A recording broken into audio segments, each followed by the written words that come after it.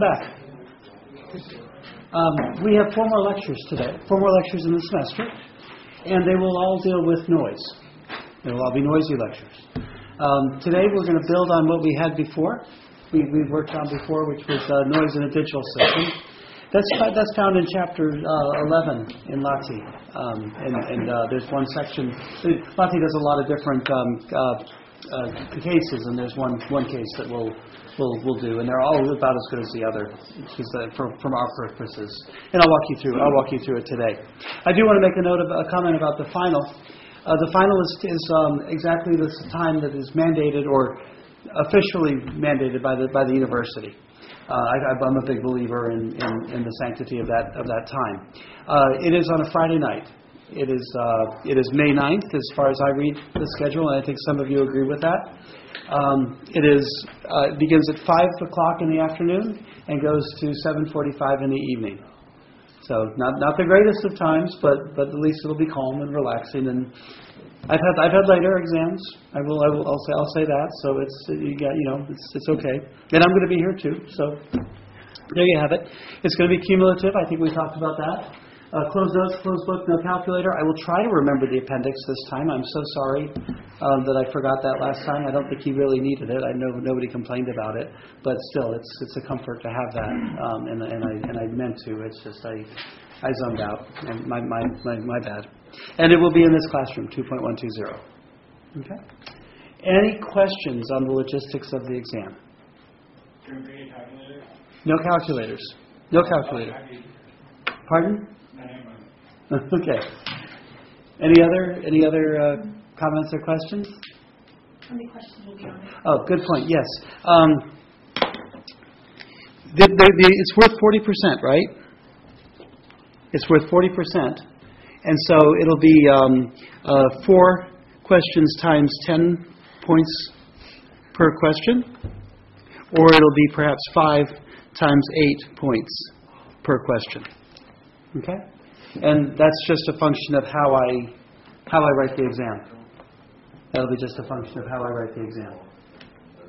Okay? So that's and the questions will be similar to what you've had before. Okay. Yes, sir. How many homework questions? Yeah, at least one. At least one. From a certain chapter, or? No, it's cumulative. Okay. It's cumulative. And the reason for my answer is I come up with certain questions based on the material.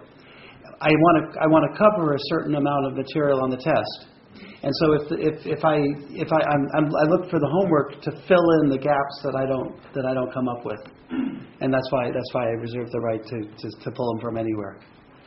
In the past, sometimes I've had 2 questions, especially if we're doing 5 times 8.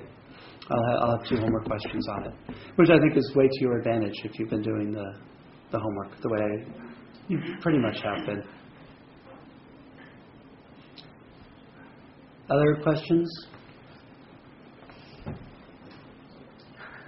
Okay.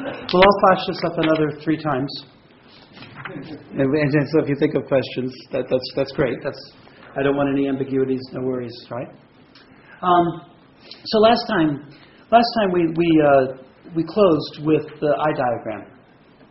I don't know if you remember that eye diagram. It's a lot of ones and zeros on one oscilloscope trace, if you want to look at it that way, one very fast oscilloscope trace. We looked at what could go wrong. We looked at the sag of the amplitude. We looked at the pollution of the zeros with noise in it. We looked at jitters, closing the eye from the left to the right. At the end of the day, the eye is crisp and clean when it leaves the transmitter, and it's really ragged and shut, almost shut at the end of the link. So the question is, how do we approach the problem of setting a threshold that allows me to say above this line I'm going to call it a 1, and below this line I'm going to call it a 0. And so that's our first topic in noise in a communication system, noise in a digital system. And in order to get our arms around this, we have to go back to that dreaded course on probability and statistics. And we have to look a little bit at even conditional probabilities. Okay, so I'm going to assume that seen that before and have forgotten it. Is that a reasonable assumption? So the purpose, really the purpose of this is to remind you about that and reinforce some of the material that you've had in an earlier course, not to hold your feet to the fire and say you better know it. Okay? So that in that spirit, I'll continue. Okay? Anyway, so. And by the way, these lecture notes, a long time ago, before the administration wised up and took the course away from me, I did teach probability and statistics, and these lecture notes actually came from some lectures that I gave in 3341 called Applications of Gaussians, and it was not well appreciated. So. I don't teach that course anymore.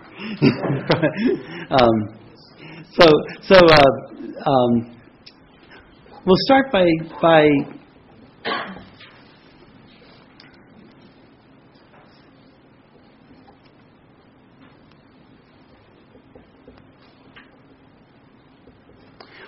talking about a probability. Okay? And supposing there's some probability that an X is sent. Okay? So we're sitting at the transmitter, and there's a probability that I send the signal level X. Okay? It gets simpler from this, don't worry. It gets simpler from this. This we'll call the probability that an X was sent. Okay? Now in our binary system that we're talking about, X is either a 0 or a 1. Okay? So this is very simple. I have either a probability that a 0 was sent, or I have a probability that a 1 was sent. Okay? So if I plot that,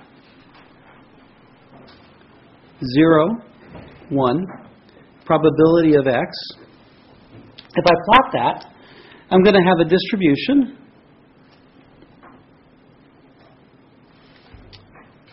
and it's a binary system, so there's no 0.01, and there's no 1.1 or 0.95.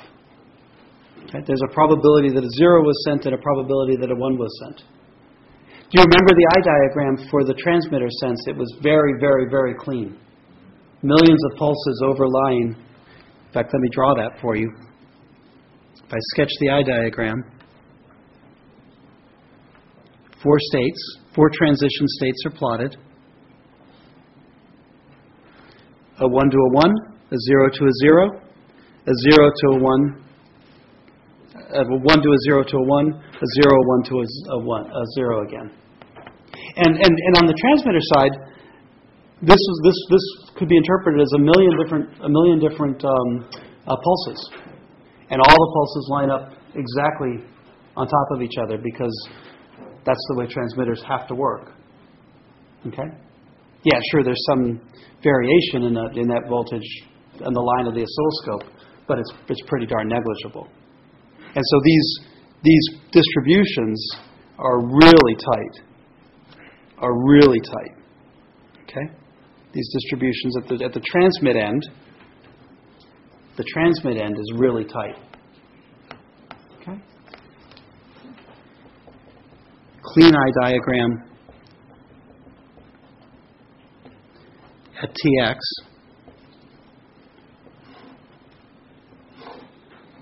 gives you really tight distributions when I plot that. Okay. Comment on the relative heights of P of 1 and P of 0. Why? The answer was equal. Why? So the probability would be 50% that I send a 1 and 50% a 0. Why? Yes? You wanted your coding to be efficient in that manner? The coding will be more efficient in that manner. Keep going. I don't know exactly why, but I remember that being mentioned. Sure, I mentioned that once last time. Pardon? Getting the most out of your bandwidth. Getting the most out of your bandwidth for the efficiency. Do the thought experiment. of what happens if I send more ones or more zeros. I guess you are sending more information. Like if you had all zeros and maybe like 1, 1, then you wouldn't be sending much information at all. So if I send all zeros and 1, 1, that's the extreme case. I agree with that analysis. You're not sending very much information, because the 0 after 0 after 0 after 0 gets predictable, and the only bit of information you send is where the heck is the 1? Where the heck is the 1 in all that train? Where the heck is the 1 that you send? So that's exactly right. That's a good intuitive way of thinking about why we want to balance the 1s and the zeros. And then there's a lot of line coding arguments that we looked at last time with respect to triggering and so on and so forth. But yeah, so we're going to talk generally about P of x, but P of 0 and P of 1 at the end of the general part of the derivation, we're going to set those equal to 50-50 or 1/2. Okay. Now this is looking at the transmitter side, right? This is looking at the transmitter side, and that's not the problem. The problem at hand is the detection side.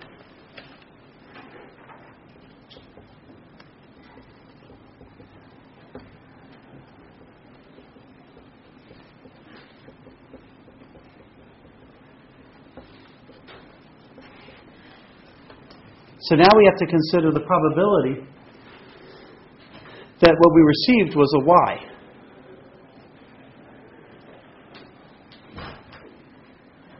And we remember from our eye diagram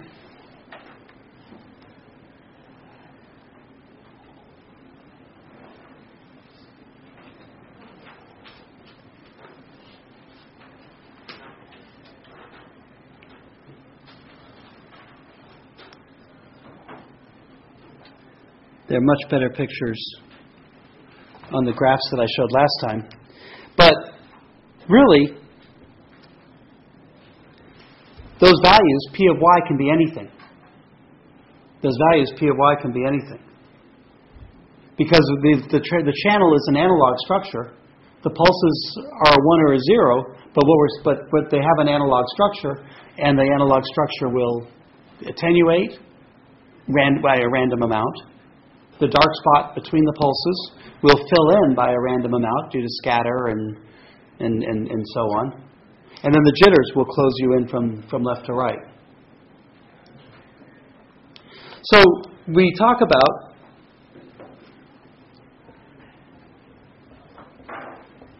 both what was sent and what was received. We have to talk about probabilities of both what was sent and what was received. And in this case, the notation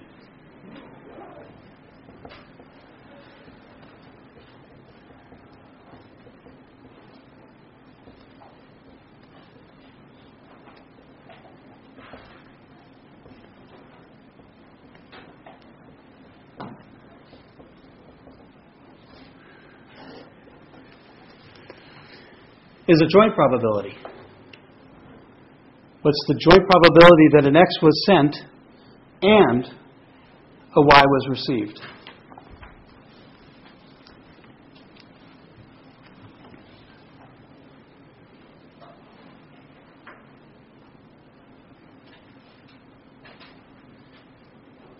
So,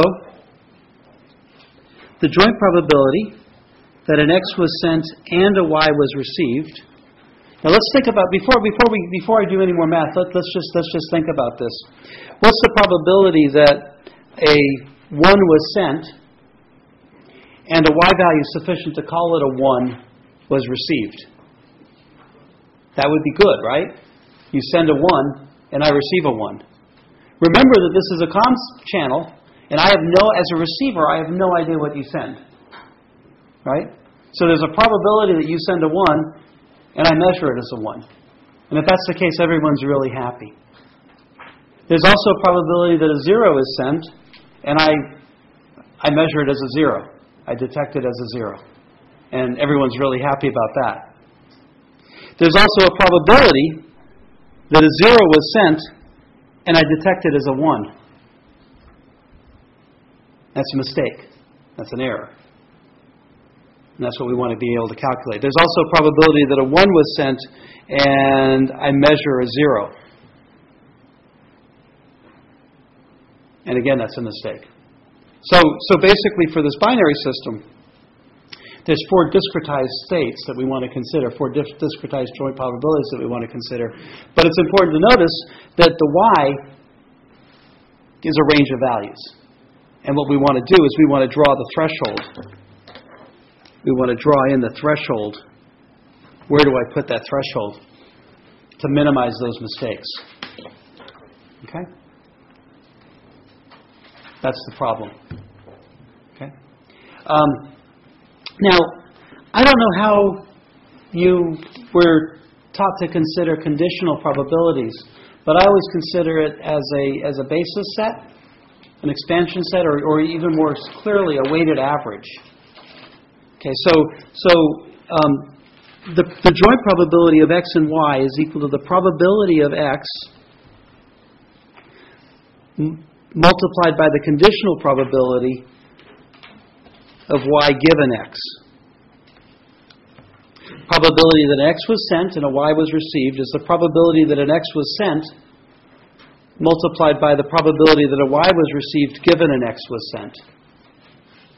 So if this is a probability of 1, 1, this is a probability that 1 was sent, the probability that a 1 was measured given a 1 was sent. Okay? So this is a basis set. In fact, let me go ahead and write down this. What this is the conditional probability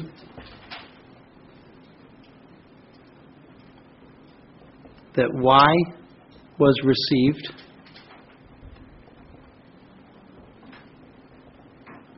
given an x was sent.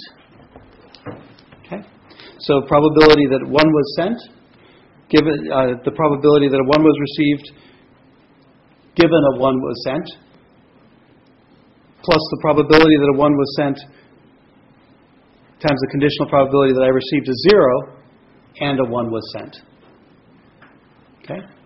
The correct answer, the probability of the correct answer, plus the probability of one incorrect answer. Okay? So this is 4 terms for our binary system, and we're looking at 2 plus 2. Okay. Now, this is, if you think about this, this is the probability that a y was received given an x was sent. That's sitting at the transmitter and knowing that you sent an x, knowing that you sent a 1. You sent a 1 or you sent a 0. What we want to do is we want to look at exactly that expression, but we want to look at it from the receiver's perspective, not from the transmitter's perspective. Okay, so because all we have in our measurement is what we receive, what we see. What we see as the receiver is the reality. We don't know that if we knew what the transmitter was sending, we wouldn't be doing a communication system, right? We'd be doing we'd be doing an instrumentation to measure, a radar system, for example, where I know what I send out and I look for something on the receiving end. Okay, so there's plenty of interrogation problems, but a comm system isn't one of those. I don't know what we put out. I don't know what was sent.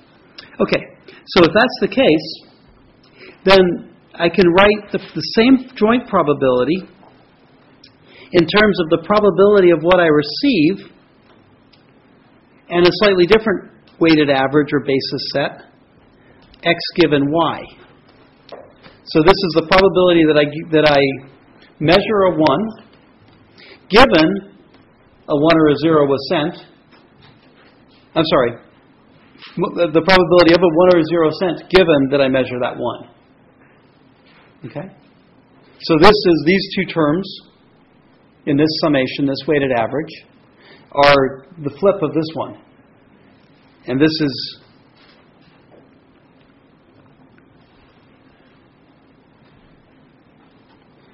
x was transmitted and Y was received. And because we're looking at it at the end of the link from the receiver's perspective,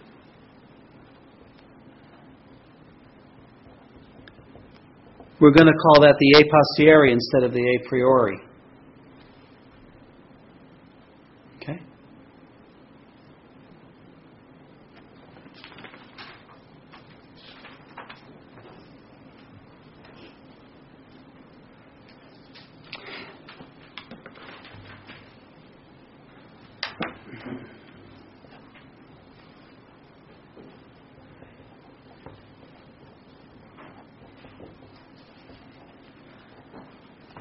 So that's the receiver perspective, and that's the perspective that we want to take.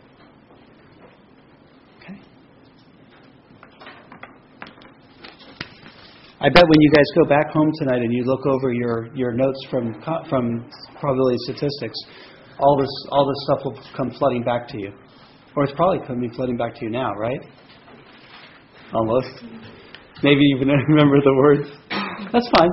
You know, if you don't take these tools that we have learned out of the toolbox and play with them, they'll just rust in the box. So that's why purposefully I'm pulling this example out. Okay. All right. Notice that these two guys are equal. The left-hand side of these are equal. Maybe you can't read it. There we go. And so this guy here is equal to this guy here. And that's Bayes' rule, right?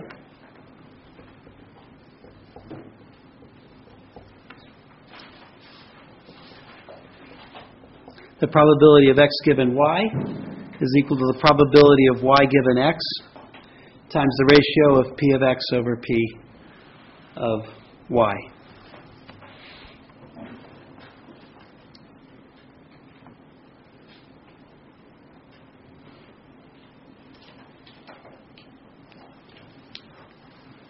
Now for our digital system, x is equal to 0. So the probability of 0 given y is equal to the probability of y given 0 times the probability of 0 over the probability of y. Just the special case of that.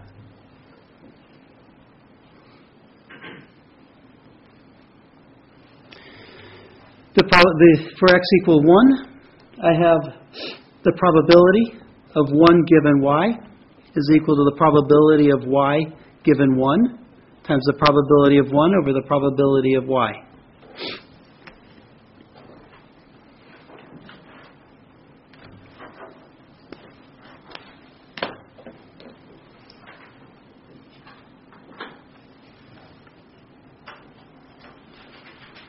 Let me go ahead and divide those two expressions. So I'll have the probability of 1 given y divided by the probability of 0 given y. That's the probability of this guy divided by the probability of this guy. That means it's going to be this guy over this guy.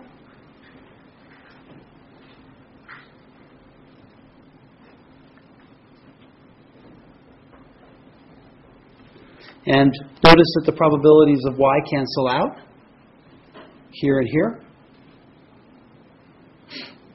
That's nice because I don't really know what the probability of recording to 0 and the probability of recording to 1. I don't know those statistics.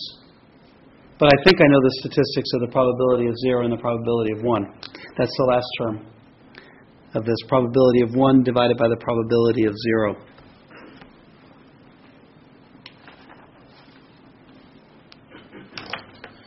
And this guy here,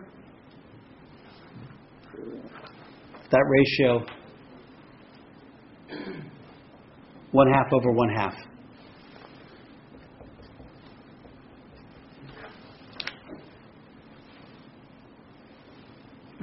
Just like we talked about.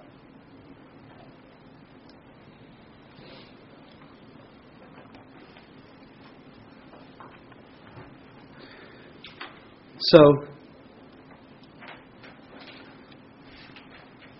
this ratio here is called the likelihood ratio. And that's either denoted by an L, a script L like that, or a script R like that.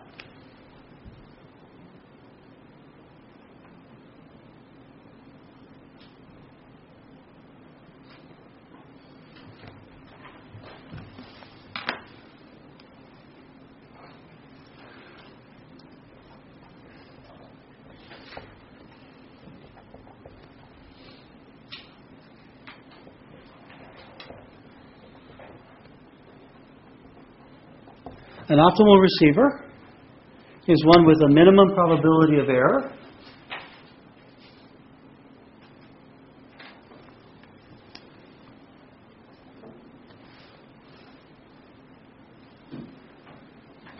Maximizes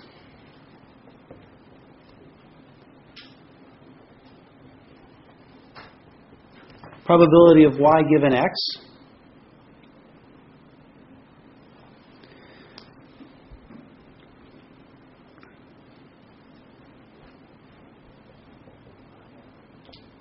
So it's a maximal. The purpose for introducing that Latin.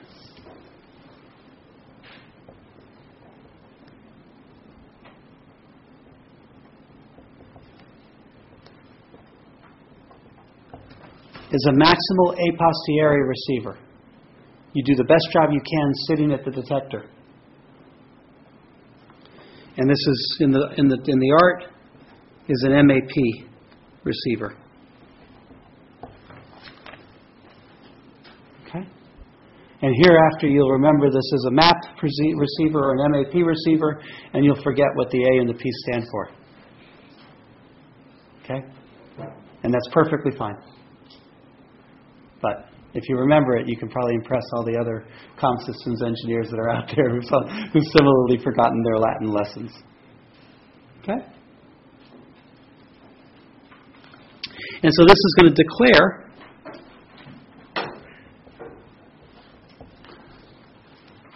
a 1 if that ratio R is greater than 1, and it's going to declare a 0 if this ratio is less than 1. And that's the threshold.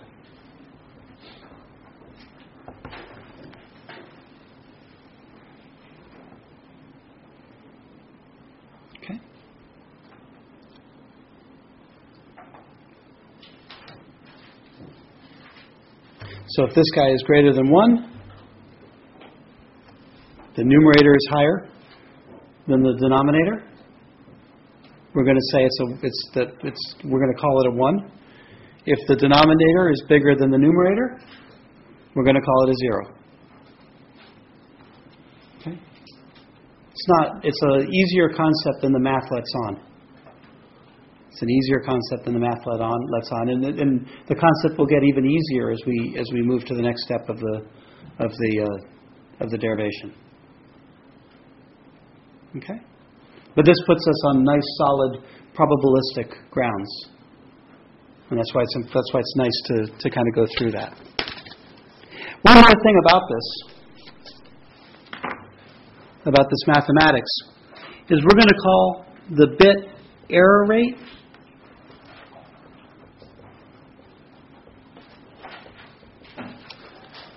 and these are the number of mistakes that we make. Well, it's actually the number of mistakes that we make in a per unit time, because it's a rate. And this happens when I call a 0 a 1, or when I call a 1 a 0. It doesn't happen when I call a 0 a 0, or a 1 a 1. It happens only when you send me a 0. I don't know what you sent me. I call it a 1 because its likelihood ratio was below threshold. And so this bit error rate formula is the probability that a 1 was sent multiplied by the probability that a 0 was received given a 1 was sent plus the probability that a 0 was sent, and I called it a 1 instead of a 0 as the detector. Now I'm taking a step backwards.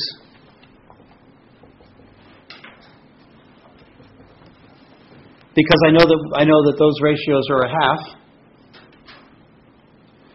And I also know something about when those guys were.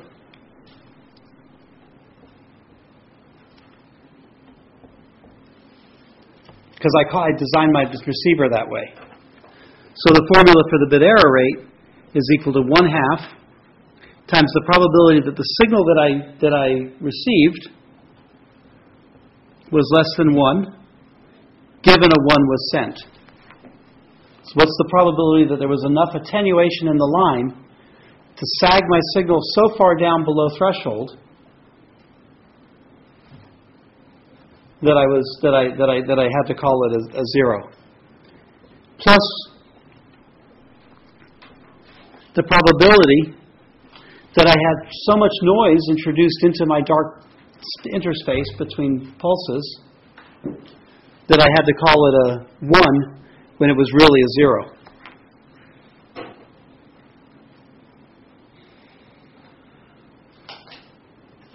The ratios 1/2, 1/2 says that a mistake is worth the same amount.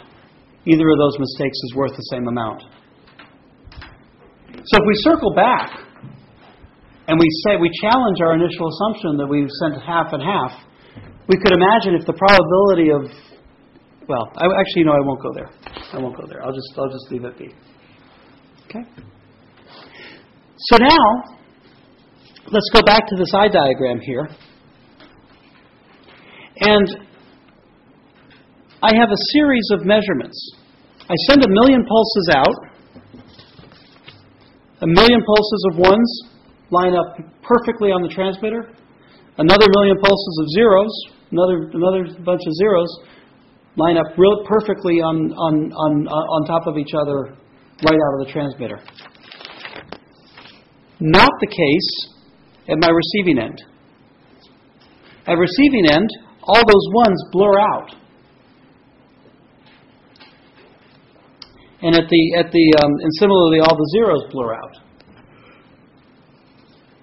So what I have is I have a histogram. Okay? When I make, so I have a histogram, and I want to be able to describe the relative amounts of all the values of the histogram. And one way to do it is to pick a distribution. And one distribution that some people think is okay to use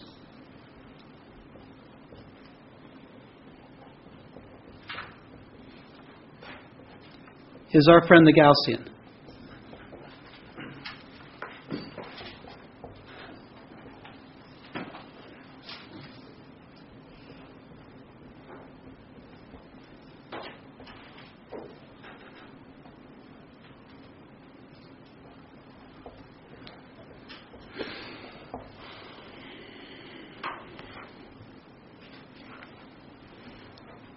So there's a formula you haven't seen in a while, but you have seen it. This is the probability of y given x. Here's my y variable. It's a continuous variable. It's the voltage. It's the voltage of what was received. So what I'm doing is I'm plotting all these histogram values and all these, or all these histogram values, and fitting it to a Gaussian. Okay? A Gaussian needs two things to make it determinate. It needs the average.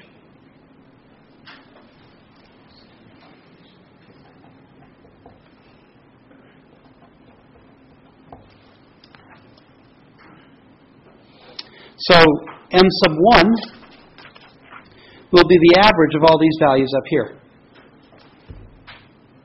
M sub 0 will be the average of all these values on that histogram down there. Okay? Yell at me if that's not clear. Or throw something at me. Might be easier to yell from the back row and throw something from the front row. If you throw something, don't make it hard. Good. So if I do this histogram, and do you remember how to calculate the mean? You take all those numbers, 1 million pulses, all the voltages of those million pulses, add them all up and divide by 1 million. And that gives you your average or your mean value for the 1 voltages. Okay? So that suggests how you might make this measurement. So that fills in this number here. And then what's that sigma number? That's another number I need to feed it. Standard deviation. And what's the standard deviation? It's the distribution. The standard deviation of here, I'm saying, is 0, negligible. It's really practically a delta function. This error bar here, in some way, shape, or form, the uncertainty, is that standard deviation. And that's the first moment. You calculate that as the first moment of the histogram. Okay. So now, that's one of the secret beauties of this Gaussian, is if you calculate the mean and you calculate the first moment, you have all the information you need to fit to a Gaussian. So a Gaussian is a pulse that only needs a minimal amount of information. Where is that pulse located, and how fat is that pulse? Where that pulse is located is the average, and then how fat is it is the standard deviation, or the error bar, or the uncertainty. Okay? And so what this ratio is doing is saying, what is my particular voltage that I measure? How far is it away from my average voltage, the middle of the distribution of my ones or my zeros? And it compares that to the uncertainty or the spread or the width of that distribution. Okay? So if sigma is really tight and this delta is really big, then I'm way out of the range of possibilities. On the other hand, if sigma is really big, say 10 volts, and the difference between here is 8 volts. 8 volts sounds like a lot, but it's still within a standard deviation. So it compares how far away you are from the average, the center of the distribution, relative to the width of the distribution. It's really a beautiful formula, isn't it? And then the square makes it symmetric. The square and the negative make it symmetric, which you can actually quibble about for this problem. You actually can and probably should quibble about this problem. Is a variation above the mean more common than being below the mean by a certain amount?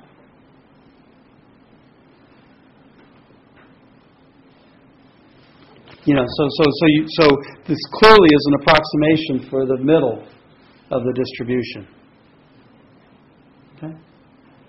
But it's so common to use, and it'll help us set up some of the math and some of the startling answers that come out of the math that we'll go ahead and use it.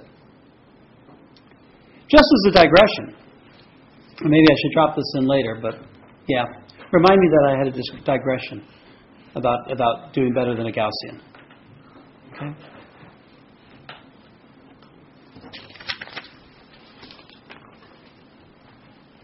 So I'm going to plot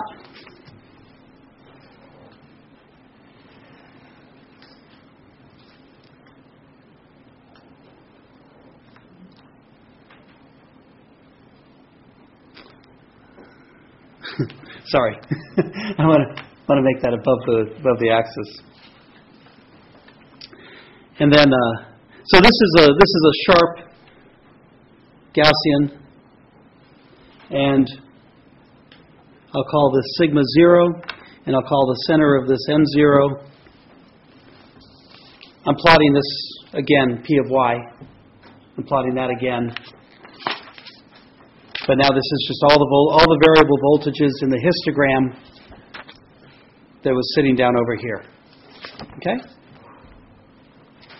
And this is the probability of y given a 0 was sent. Okay? So it's Gaussian. The average of it, or the mean of it, is m0, and the standard deviation is sigma 0.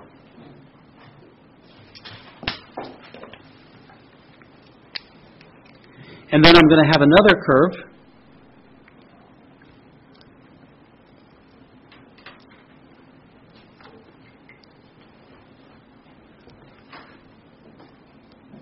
Where my average value of voltages, this is the probability of the voltages, the various range of voltages, given that a 1 was sent. And the average value of that histogram, that's this histogram up here, on my eye diagram. The average value of that histogram is this M1, the center of the Gaussian. And then this width of the Gaussian, the standard deviation, is, sigma sub 1. Okay? So in this case, M1 is greater than M0. The voltages that we expect from a 1 on the receiver end are going to be bigger than the voltages of the 0. And the uncertainty of a 1 looks to be a little bit bigger than the uncertainty of a 0. Notice that I've slipped in a new word, uncertainty. Uncertainty in my distribution. I could even say the noise of my distribution. I'm greedy, I want everything to be right up at 1, tightly focused around 1, and tightly focused around 0. But if I do that, I'm really being wasteful. I'm not going far enough in my link, or I'm not putting enough bandwidth down my link. So I have to live with some uncertainty or some noise that smears out the most expected value, the most common value of my voltages at my receiving end for a 1, my voltages at my receiving end for a 0. Okay? The math is simple, but I'm trying to be very, very tight in linking that math to the interpretation. Okay? All right. Now, we come in, and this axis here is y. So as I vary y, I'm varying the voltage received at my receiver. So if I'm measuring voltages here, I probably know enough to call it a 0. Now, this blue line extends all the way down here. So even down here, there's some probability that I'm going to make a mistake just because of the nature of the Gaussian. One bit could be completely lost. A pulse could be completely lost or dropped somehow. I can imagine that. If I'm not up here, though, I'm pretty likely to be calling it a 1. So the idea is, where along here should I call a 1, should I draw my threshold? And I'm just going to drop a test case. I'm going to call it theta. And I'm going to say, where should that theta be to minimize my bit error rate? And because of these 1/2, a false 1 is as bad as a false 0. So if I set my threshold here, I'm calling a 0, I'm calling a 1 a 0. I'm calling a 1 a 0. And similarly, all of these guys here, I'm running out of colors.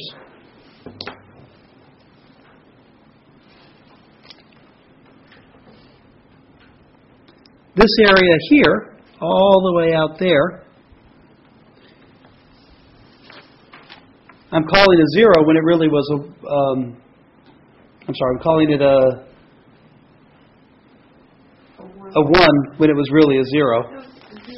And I'm calling this a 0 when it was really a 1. Okay? So the red on that curve is this term here, and the ugly violet is this term over here.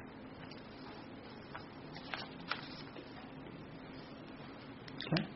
And the idea is to swing this theta around, so that I equalize the mistakes of a 0 for a 1 or a 1 for a 0.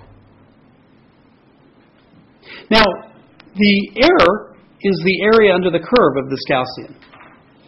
And do you guys remember how to calculate that?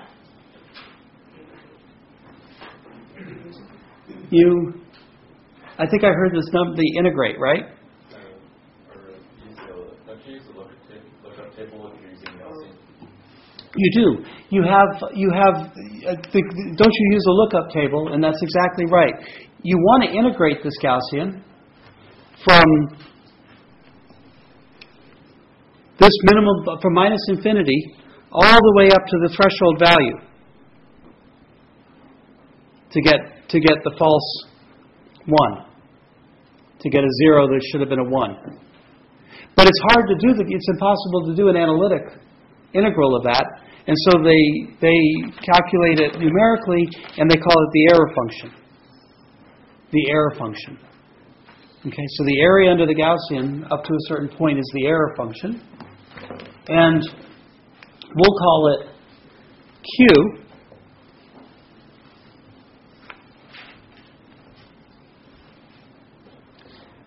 And that's Q of alpha, 1 over the square root of 2 pi. That goes from alpha to infinity.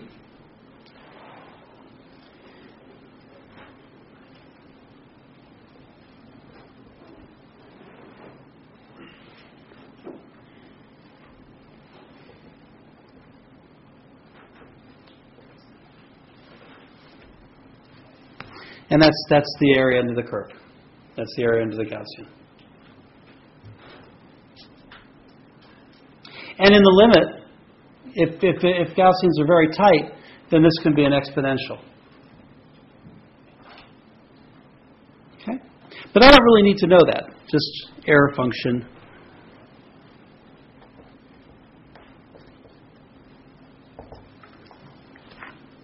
Is all we need to know. And it is something that you would look up in a table or enter it into Excel or MATLAB, and it will give you an answer. You have to normalize this sigma. You have to normalize this psi to the standard deviation. Yes. What is the squiggly? It's what is it, a zeta or something like that? It's like the lowercase theta. Yeah, it's a dummy variable of integration. I just Okay. You can substitute any way you want. Yeah, it is old school. Sorry about that. But let's what we really want to do, because of this formula, it'll get easier, trust me. Because of this formula, this guy is as bad as this guy. And they're multiplied by a halves in front of them. So what I want to do is I want to get the tail area under the distribution, below threshold, to match with the tail area above threshold for the other curve. So I want this guy to exactly equal this guy because of these 1/2 weights. I want this area here to exactly equal this area here. And notice that I've drawn it for the case of different m's, which has to be, and more importantly, different sigmas. Okay? So what I need is I need this Q function, theta, where I put my voltage threshold, minus the average value of a 0, normalized to the standard deviation of 0, the integral under the curve, the error function, of a particular, of a threshold away from, normalized away, situated away from the average, this line versus this point here, where the red line is versus the center of the distribution of the zeros, normalized to the spread of the distribution or the standard deviation. This must equal,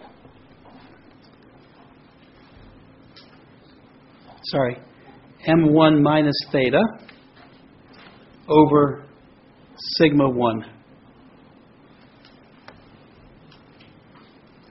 The difference from the threshold to the average of the 1 in units of the distribution width. Now, this error function here is the integral of that hump, and so it looks like this.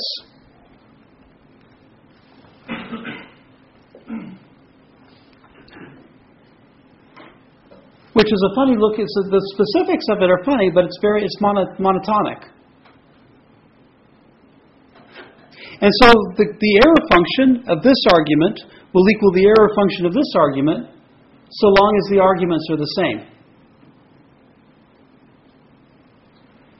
There's no kinks or ripples in this. It's all single valued. So if I want this function to equal this function, I just have to find the same normalized variable of my lookup table. And if you've used a lookup table, you know that you have to put in the deviation away from the average divided by the standard deviation, and you will always come to the same number as long as you have the same input. So, that's the same as saying theta minus m0 over sigma 0 is equal to m1 minus theta over sigma 1. If the arguments are the same, the nice, well-behaved error function will give you the same number from the lookup table or from the Excel spreadsheet that entry or from the MATLAB function command. Now, just to stave off any little issues of confusion here, I know M0, that's the average of the zero distribution. I know M1, that's the average of the distributions of the ones. I know the standard deviation, how fat the zero distribution is. And I know sigma 1, how fat or uncertain the one distribution is. What I don't know is what my threshold should be. So this is one equation for theta.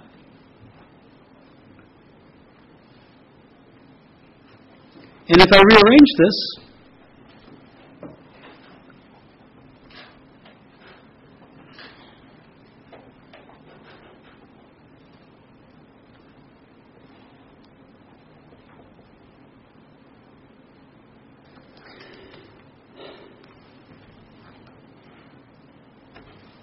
I get my threshold is equal to sigma 1 times m0 plus sigma 0 times m1 divided by the sum sigma 0 and sigma 1.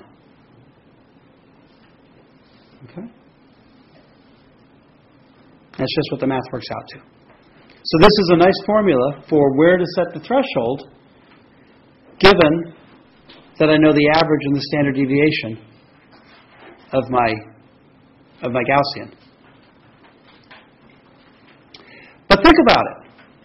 I don't need the Gaussian. Right? I don't really need the Gaussian to calculate this threshold. If I just have the histogram, the raw numbers of that histogram, I can calculate the average of zeros, I can calculate the average of ones, I can calculate the standard deviations of both of those distributions. And I can plug this in, and I can measure I can set my threshold. So if I have a receiver, and I have some bandwidth on the receiver, if I have some bandwidth in my link, what I can do is I can send a stream of ones and zeros, a pseudo-random code that's known to the detector. Those statistics can be calculated, and the threshold can be set. In the old days, and you used to have to measure the average and then go in with a little set screw on a potentiometer with a little screwdriver, those little blue potentiometers, and you used to have to set that point. Well, nowadays you can do that automatically.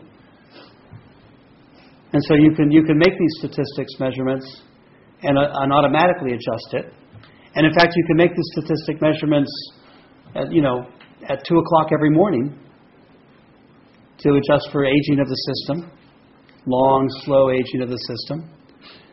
Or in some coding schemes like FAC, you get the statistics. And so if you keep a running total of your FAC statistics, you can continuously use this formula to tweak it. And when you do that, you're not worrying about whether it's a Gaussian or not. You're just saying that it's some distribution characterized by the mean and the standard deviation. Okay? All right, there's more. If I take this and I put it into here or here,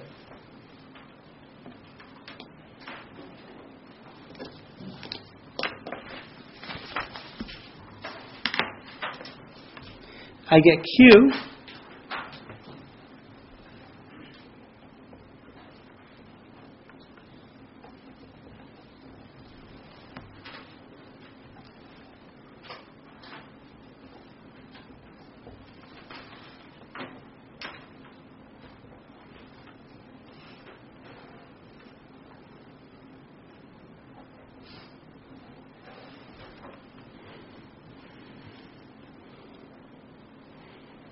okay?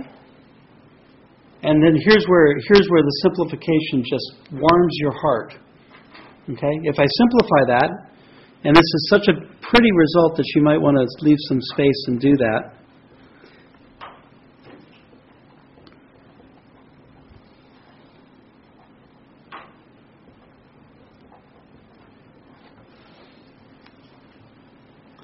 This is equal to Q of M1 minus M0 divided by sigma 1 plus sigma 0. So the difference between the means divided by the sum of the standard deviations.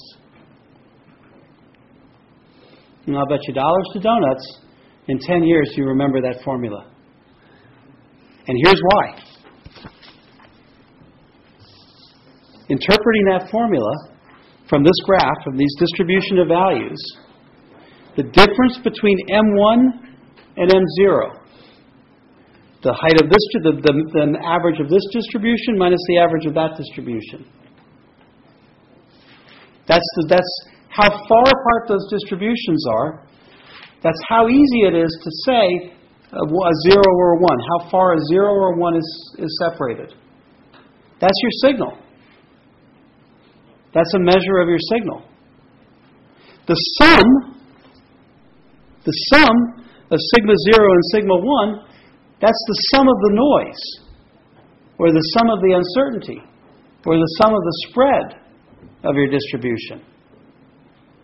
So this is a measure of your signal to noise. And because we're talking about voltage, it's the difference between voltages over the sum of a voltage level, of voltage uncertainty. Okay? And that's why independent of the fact that we're talking about detectors, if I've got two distributions, how far apart are they separated, divided by the width. In this case, they were separated by in this drawing, they were separated by a huge amount, and their width was so small that the difference between the signals divided by the total noise was huge. In fact, if I look at this, even with the little distributions I have, I've got probably a signal to noise of 20. or 30 in that picture, right? In this picture here, where there's a lot of overlap, signal to noise might be 2. This distance minus this distance, relative to the sum of those two distances, I don't know. I'm guessing about 2. What do you think? A little bit more, a little bit less? This distance plus this distance in the denominator compared to that distance there?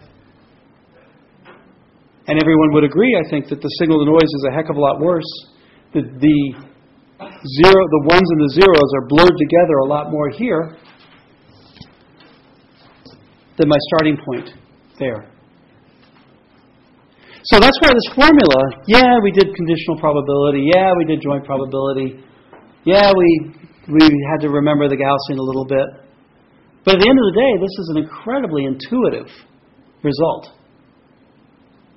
Which is why I think 10 years from now, you won't remember what a joint probability is, maybe.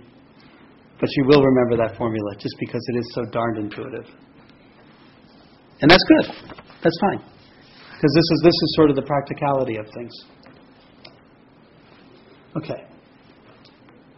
So this will equal Q, and I'm going to call this ratio gamma. And this is exactly equal to the bit error rate. I get a half from this term. Well, hang on. See, I get a half from this term and a half from this term, which is a half from this term and a half from this term. They both work out to have the same argument, of course. They have to, by the premise. And so a half plus a half gives me a whole, and that is exactly my bit error rate. Okay? And gamma squared is actually my SNR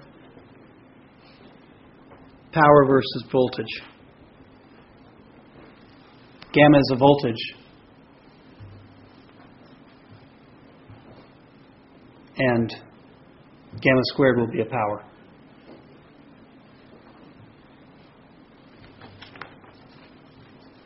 Now this is one of the most aggressive functions you will ever see. This is one of the most aggressive functions you'll ever see, and it's actually sort of difficult to draw. I may have to do this a couple of times before I get it right.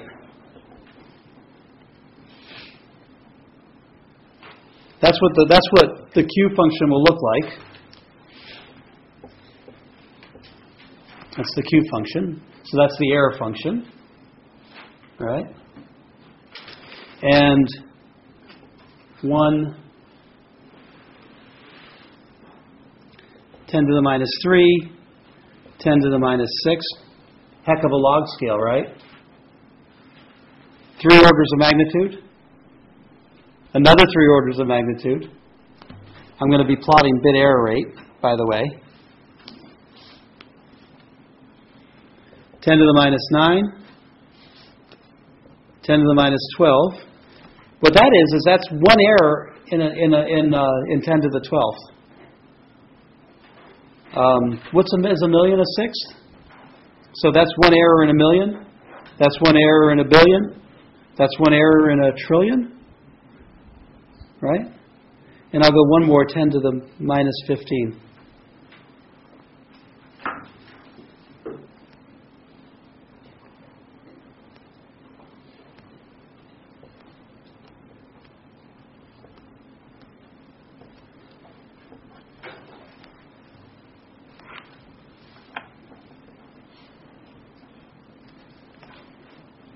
And that's a linear scale.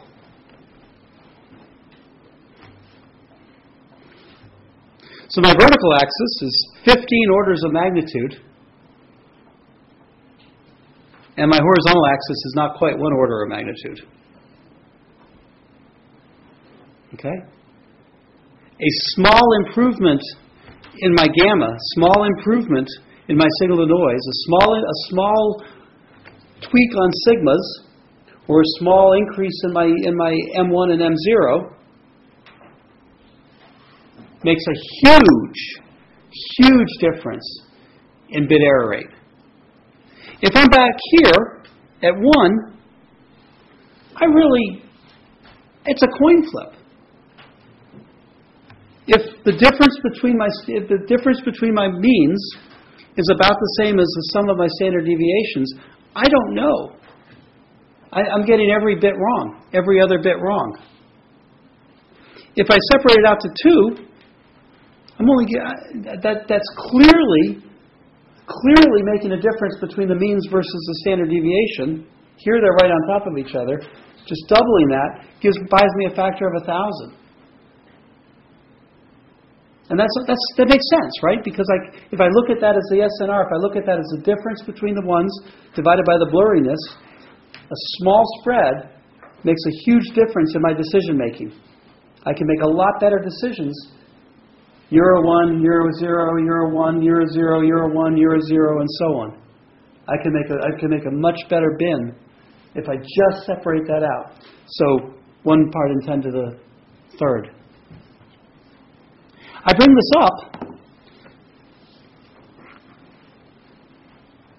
because modern communication systems, the fiber optic systems, run in this area.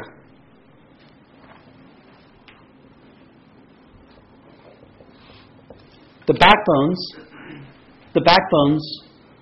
of the wireline system, city to city, demand 1 in a trillion or better performance over 25 years of life.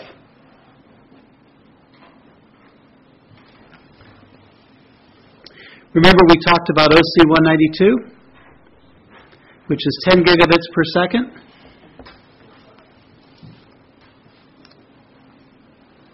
That's 10 to the 10th bits per second.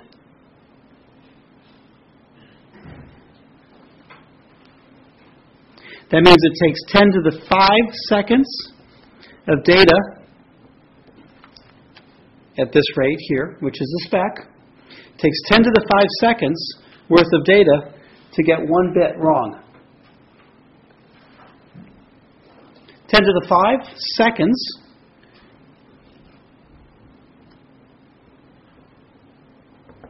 is 1.6 minutes, or about 27 hours. So an OC192 system that's running, and it's not the latest state of the art. The development of these were about 10 years old, but they probably occupy 80% of the fibers right now. So it's what's in the ground today. They're spec'd, or the requirements from Verizon and AT&T are 10 to the minus 15. And what that means is it drops 1 bit on 1 wavelength every day. That's really precision. Now, that's the official version, right? That's the requirements. And really, there's a spread in there. And there's a little bit of give and take. There's a little bit of, bartering and dollars per error and stuff like that going on. So there's the technical specs that give you 10 to the minus 15, and then there's the horse trading that goes on around it. But either way, you're looking at this range of gammas and pretty incredible performance. Pretty incredible performance. When you look at things like 6 dB of dynamic range moving you from here to here or from here to here, you're dropping a huge number of orders of magnitude. So that's why system designers will give just about anything for an extra 3 dB or even an extra dB of signal to noise. Okay? The other thing so this is fiber optics. The other thing I kind of wanted to point out was this range over in here is where wireless lives.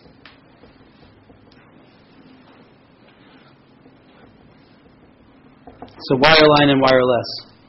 So your cell phones, for example, live somewhere up in here, and your optics, the fiber optics that link everybody together, live somewhere down over here. So, everyone says, what's better, fibers, wireline or wireless, fiber optics versus wireless? My answer is they're completely different. They operate in completely different regimes from this perspective. One is really great at aggregating data and moving it from city to city, but as much of a photonics guy as I am, I really don't want a fiber optic cable linked to my cell phone. As I wander around, I want the freedom, and I'm willing to drop all kinds of bits in achieving that freedom. Okay? So this is a very, very huge result, very, very huge graph, built on it from probability and statistics. But at the end of the day, we're looking at some pretty common sense results and some pretty startling results with respect to performance improvements. What you generally do is you start the most simple analysis, fits this to an error function associated with a Gaussian. You do a more sophisticated design and you do statistics. Calculate from random number generators and the process flow through your system. You calculate this curve for different system designs, and that gets you the more precise you are with your circuit assumptions and your block diagram assumptions and your device descriptions, the more accurate this curve is. And then you build the darn thing, and you make yet another measurement, and you hope, because you've just dropped millions of dollars, that you've closer better to than your calculations. Okay? All right. I'll quit there.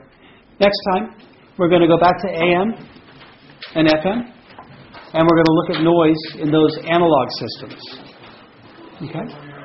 What I'd like to do is I'd like to tie those up, AM and FM, on Wednesday and Monday. Good luck if I do that.